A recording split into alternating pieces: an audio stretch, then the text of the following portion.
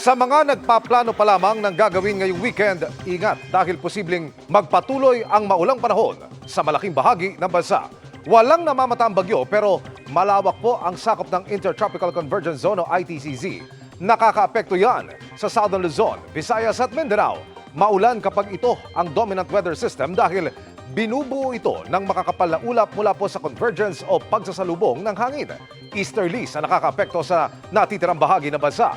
Base sa datos ng Metro Weather, bukas ng hapon may tsansang umulan sa Ilocos Provinces, Palawan, Mindoro Provinces, Calabarzon, Camarines Provinces at Isabela. Posibleng maulit yan sa linggo.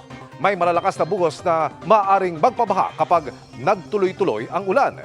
Pati sa Metro Manila bukas, may tsansang umulan. Ganyan din sa linggo bago magtanghali.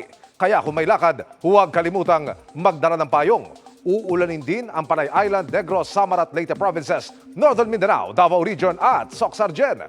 Halos ganito rin ang posibleng maranasan pagsapit ng linggo. Pero mas matitindi na ang ulan sa Mindanao. May mga probinsyang ilang araw nang binabaha kaya patuloy na maging alerto.